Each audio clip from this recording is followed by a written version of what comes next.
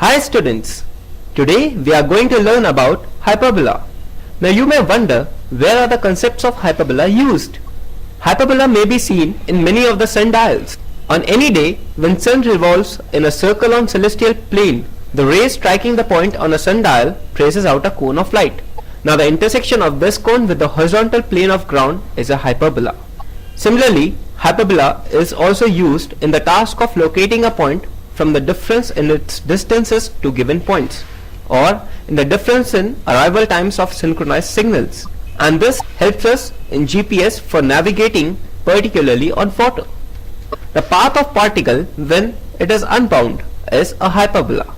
These are used in studying atomic and subatomic forces by scattering high energy particles.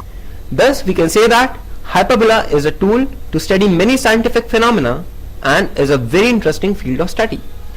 So, without wasting any time, let's start studying hyperbola. Now, what do we mean by a hyperbola? We can define it as the locus of point such that the ratio of its distances from a fixed point to a fixed line is constant. Now, this fixed point is called as the focus, line is called as the directrix, and the ratio is called as the eccentricity. We have been studying this definition throughout the conic sections, that is in the lecture on parabola, ellipse. We have studied the same definition, but the basic difference here is this constant ratio, which is called as the eccentricity, is greater than 1. In the case of parabola it was equal to 1, and in the case of ellipse it was less than 1. Now this is the figure for hyperbola. Now these are the two arms or the two branches of a hyperbola. This is one focus and this is the other focus. This represents the axis of hyperbola and this is the conjugate axis. This represents the vertices a, 0 and minus a, 0, and these are the two directrices. Now the next step is to find the equation of hyperbola. Now let us say that any fixed point is h, k. The equation of line is ax plus by plus c equal to 0 and the ratio is equal to e. So the equation of hyperbola becomes x minus h whole square plus y minus k whole square equal to e square into ax plus by plus c whole square divided by a square plus b square. Now this is the distance of the point x, y from the fixed point h, k. This is the constant ratio and this is the perpendicular distance of any point x, y from the fixed line ax plus by plus c equal to 0. Once again, e is greater than 1. The two foci are plus minus ae, 0, and the equation of directrix is x equal to plus minus a by e. Thus, when we put the value of h, k as plus minus ae, 0 and the equation of directrix as x equal to plus minus a by e, the equation reduces to x square by a square minus y square by b square equal to 1, where b square is equal to a square into e square minus 1. Now this is an important relationship which we need to remember. Once again, the equation of a standard hyperbola is x square by a square minus y square by b square equal to 1, where b square is equal to a square into e square minus 1. Now let us define what is a rectangular hyperbola. If we write a equal to b, then the equation of hyperbola reduces to x square minus y square equal to a square. Now this is a rectangular hyperbola. Your b square is equal to a square into e square minus 1, which we have already studied. So we put a equal to b and thus we get as 1 equal to e square minus 1 or e square equal to 2. Thus e is equal to root 2. Therefore in the case of rectangular hyperbola, e is equal to root 2. The eccentricity is equal to root 2. Now rectangular hyperbola is also called as an equilateral hyperbola. Once again, a rectangular hyperbola is given by x square minus y square equal to a square and the eccentricity of which is e equal to root 2.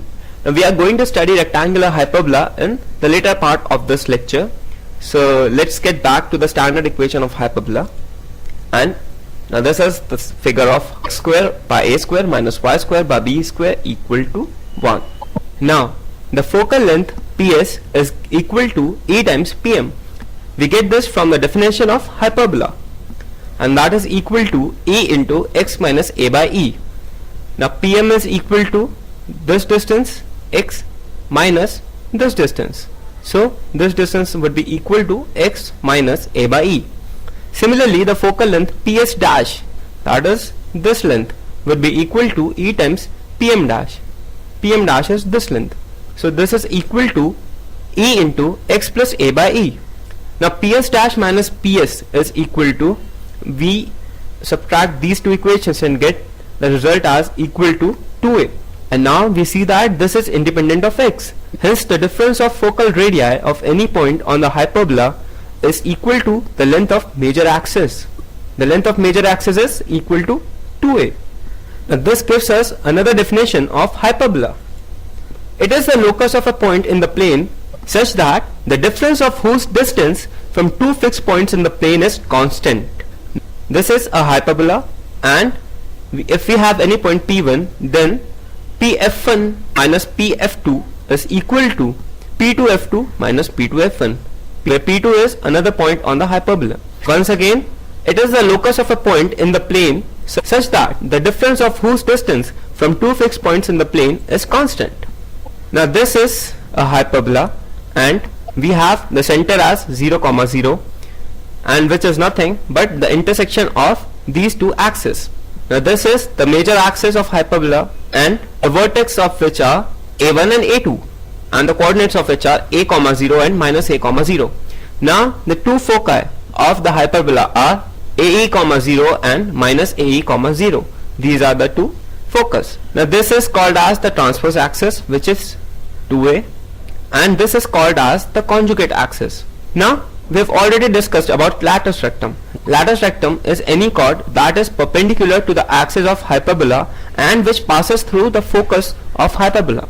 So this is one latus rectum that passes through the focus ae, 0, and this is the another latus rectum that passes through the focus s dash, that is minus ae, 0. Now let us define any chord of hyperbola. We see that PQ is any chord of the hyperbola which joins two points on the hyperbola. Now the speciality of any chord of hyperbola is that it is bisected at the center, that is 0, 0. Or in other words, we can say that the center bisects the chord PQ of any hyperbola. Once again, this is the given hyperbola, that is x square by a square minus y square by b square equal to 1. The center of which is 0, 0. S dash and S are the two foci of this hyperbola with the coordinates minus ae, 0 and ae, 0 respectively. A1 and A2 are the two vertices with the coordinates a, 0 and minus a, 0. L1, L2 is any latus rectum, and which is a chord that is perpendicular to the axis of hyperbola and passes through the focus ae, 0 and minus ae, 0. Thus we can have two latus rectum. Now any chord PQ is always bisected at the center, which is 0, 0. Now the extremities of latus rectum are given by plus minus ae, plus minus b square by a, and the length of latus rectum is equal to 2 times b square by a. Now what is a conjugate hyperbola? A hyperbola with the equation x square by a square minus y square by b square equal to minus 1. Now this is a conjugate hyperbola.